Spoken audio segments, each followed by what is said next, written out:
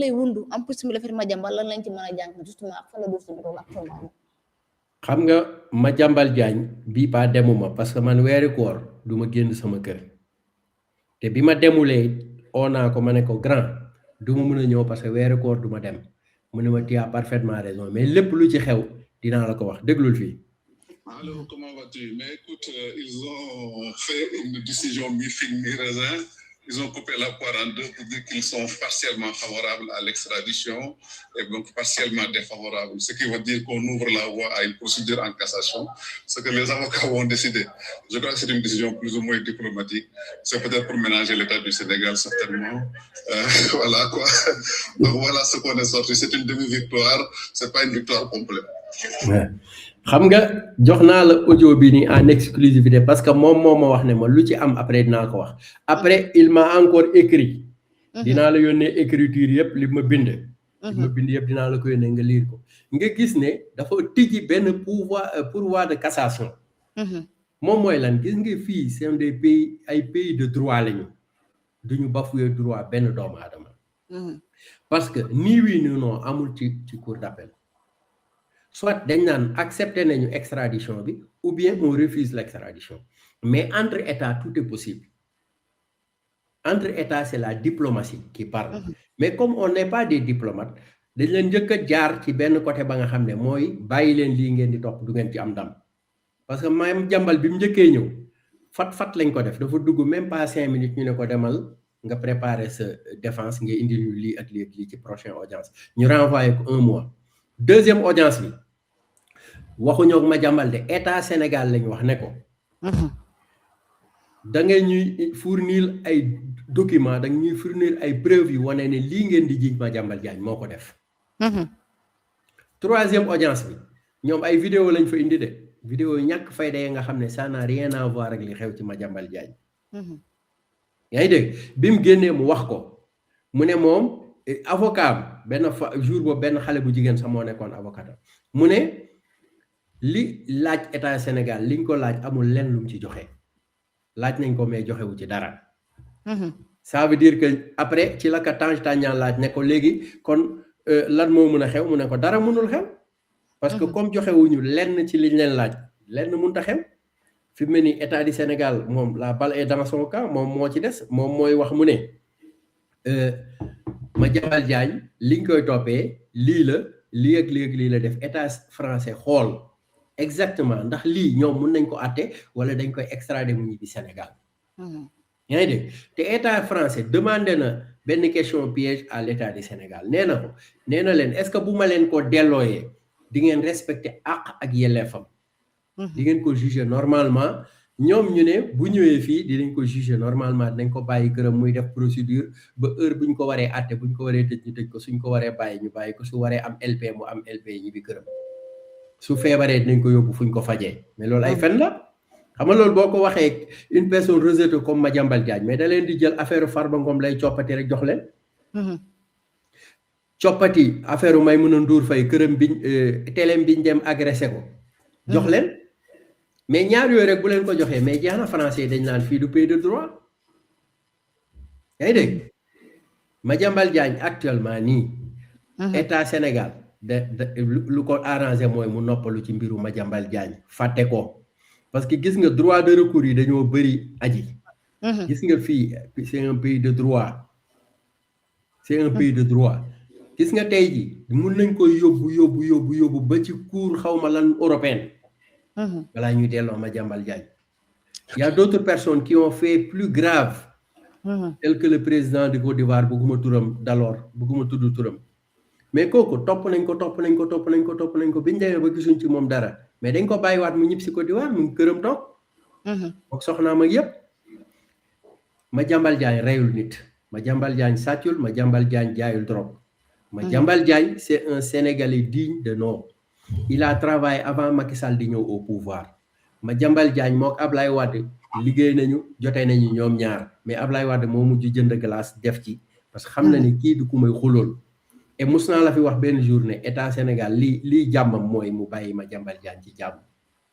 mais tant que mu ngi koy topp rek moom moo ciy perte. D'accord alors merci autre point ci justice bi bokk na ci l'affaire Ndeye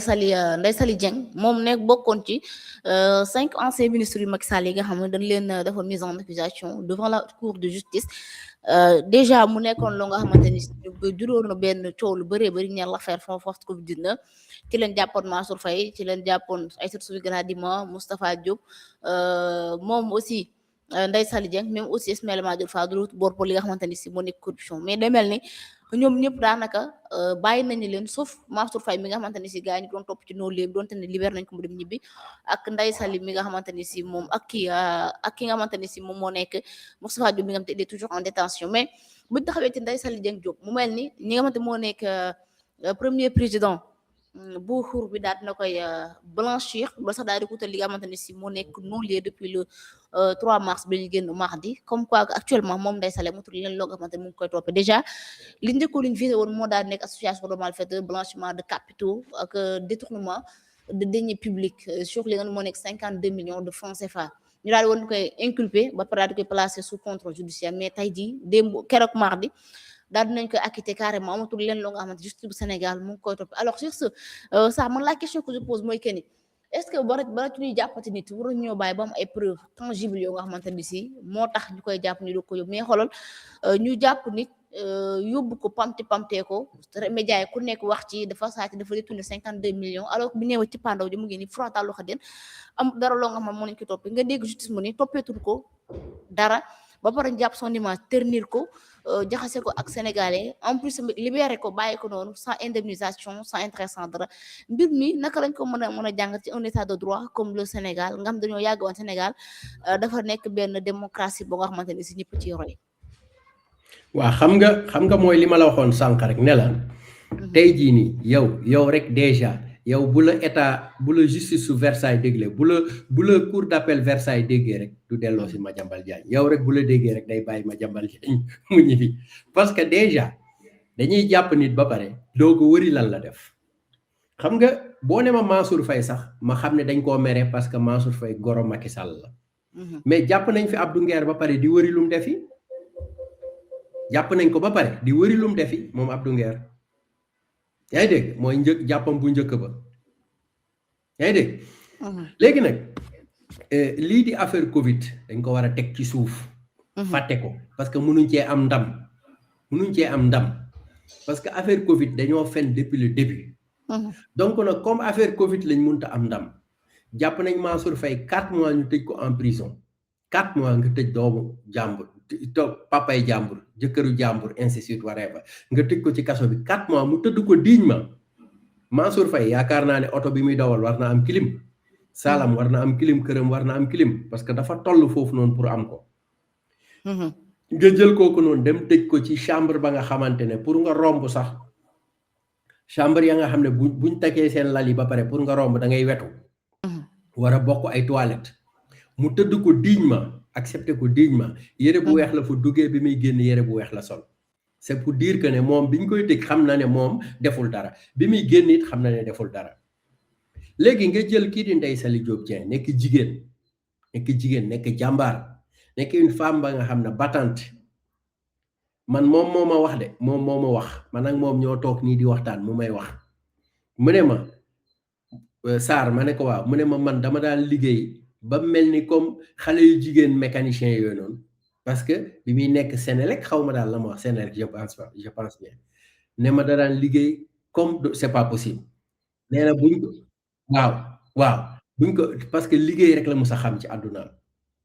yaa ngi dégg kooku ñaata temps la def avec le président Macky Sall kooku 52 millions nga koy toppee 52 millions lu ban importance la am ci kooku noonu xanaa mënul wax ne en tant que ministre nekk combien d'années ministre mënut a dajale 52 millions ci comptam dégg léegi nag nga jëlaat kooku encore takkal ay doomam takkal ay mbokkam pendant combien de temps nga takkal ko bracelet bàyyi ko këram mu nekk ci souffrance boobu noonu parce que nit ñi ay gor lañ ndax ingénieur boobu mu nekk noonu moo gën a jàng Diomaye moo gën a jàng Ousmane Sonko ëpp leen xam-xam nga jël ko teg ko benn place mu toog parce que c'est un républicain la dafay accepter li nga xam ne moom la ko justice dëkkam teg justice dëkkam blanchir na ko encore comme du lait bàyyi ko mu dem moom ak Mansour Faye léegi kan lañ war a jàppaat ci kii bi bi nga xamee ne Ndeye Saly Diop Dieng mënuñ ko daaneel ci lañ viré le dossier de Moustapha Diop dugal ci une certaine tabaski xaw ma korité benn femme waaw dugal ko ci dossier bi mais ana aji leb naa la 10 000 francs lebal nga ma man ak yow ñu dem ba ci kanam man ma nekk ci ay pétrin nga ne ma dama laa leboon xaalis fayu ma la ko loolu lu ci problème mu état loolu c'est un problème civil loolu mun nañ ci waxtaan à moins que bu ko mënta fay mu def contrainte par corps wala ñu régler ko à l'amiable mu fay par moratoire mu jeex mais ndekete femme boobu musul seq ak Moustapha Diop xaalis ba koy lebal mais c'est parce que Pastef xew na rek léegi képp ku mun a fen rek da ngay dem ku mun a fen rek da ngay génnewaat say fen yu bees yu tooy xepp pour mun a rejoindre Ousmane Sonko parce que c'est un parti de fenkat et de calomnieur donc léegi Moustapha Diop ñu téye ko fa mais léegi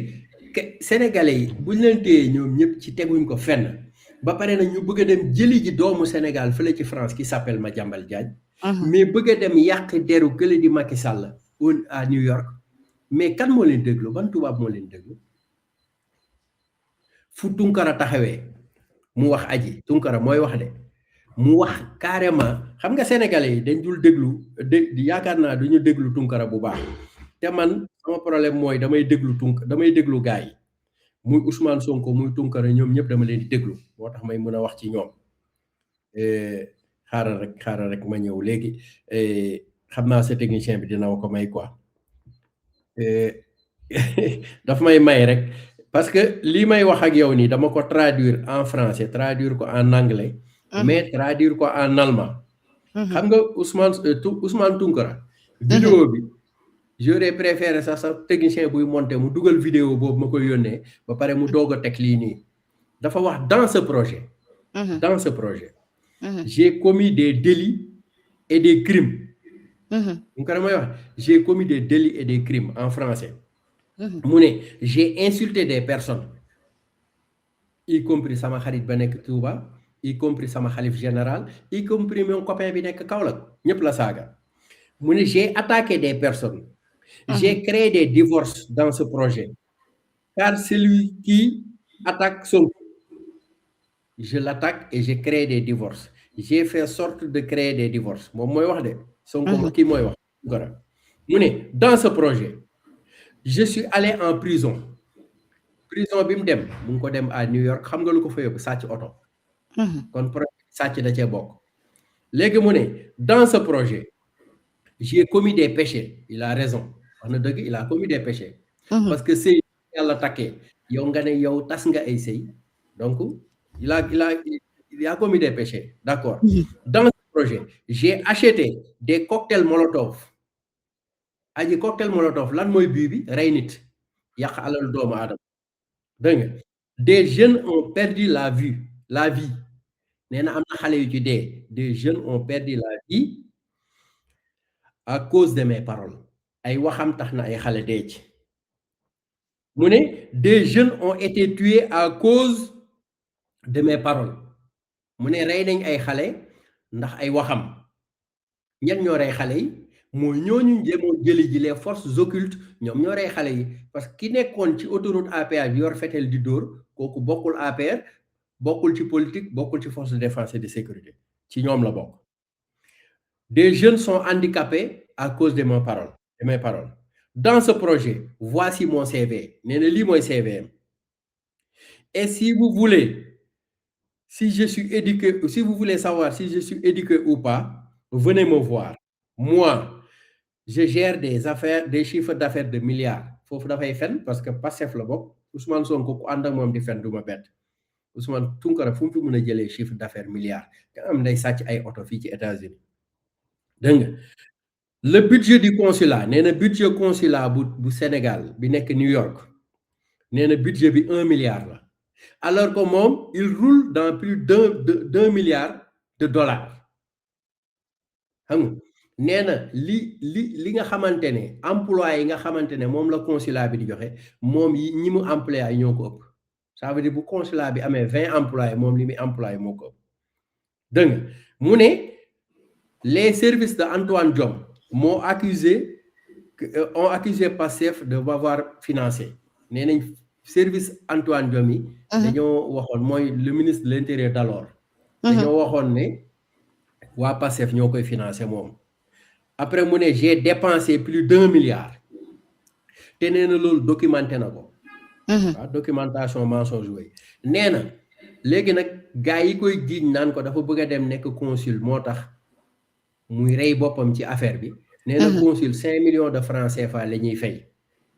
et moom bu waree am bu gagné consul bi 5 millions de francs CFA. il reprend les paroles de Ousmane Sonko. du lekk ci 5 millions yi du ci naan du ci fay location du ci def lépp léegi 10 mois ci lay doog a am 10 ans ci lay doog a am 600 millions. mooy ñu koy fay te du ci lekk du ci naan du ci def dara. nee na ci projet bi liggéey na ci 7 ans sans attendre rien de personne. mu ne comment peut-on dire que je veux être consul pour des miettes de 5 millions. lii de Tunkara moo ko wax. ñun nag républicain yi yàlla may nañu booy waxal jàmm parce que looy wax lu ne dañ koy traduire. dañ ko traduire ci langue yépp léegi ñoom dañuy waaj a dem seen congrès xaw ma seen conseil xaw ma seen lan collectif boobu day waaj a dem New York mais dañ ko fekk lettre en français en allemand et en anglais te ba pare de vidéo bi lañ koy booleel vidéo boobu buñ ko boolelee tubaab bi dina ku ko traduiral ka nga am une personne neutre lay doon ku ko traduire li Tunkara wax te loolu textuel moo nekk ci lettre bi. léegi nag les Nations Unies vont croire Tunkara mi nga xamante ne na def na lu bon li yépp ci Sénégal à la place de ce grand homme qui a fait le pays, qui a terminé AIBD, qui a amené le TER au Sénégal, le BRT au Sénégal, mais qui a désenclavé le Sénégal par le pont de Foundiougne, par le pont de Marsassoum, par le pont de Gambie et le pont de Rosso. Celui qui a amené des bourses, sécurité familiale pour les anciens, fait les chefs de quartier, def des palais religieux, pour ne pas dire les khalifes généraux. Yoko bourse étudiants yi wàññi si li ñuy fay ba 250 francs. Rendre le pays social, rendre le pays gai, rendre le pays content. Depuis mu dem ba léegi le pays souffre. C'est que pour wax ci Macky Sall dafa yomb quoi par rapport pour ngay jéem a défendre Ousmane Sonko. Ousmane Sonko bu xëyee Petit Palais di dem Grand Palais ci Macky Sall lay dox ci lay daw ci lay toog confort Macky Sall lay nekk ba ni mu yegg Grand Palais. su jógee cité kër góor gi war a dem Palais ci confort Macky Sall lay nekk ba ni mu yegg Palais.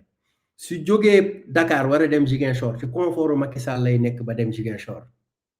Donc Ousmane Sonko man j'aurais conseillé à Ousmane Sonko de prier 2 rakka et ñaanal Macky Sall pour mu dem Nations Unies pour que Macky Sall sax bañ a del ci 2029 parce que 2029 Macky Sall bu del see barigoot ci mbartal lay doon. man su ma doon ñoom s'ils sont intelligents dañuy ñaanal Macky Sall mu dem Nations Unies au moins 2029 mu bañ a ñëw ci dëkk bi jërëjëf.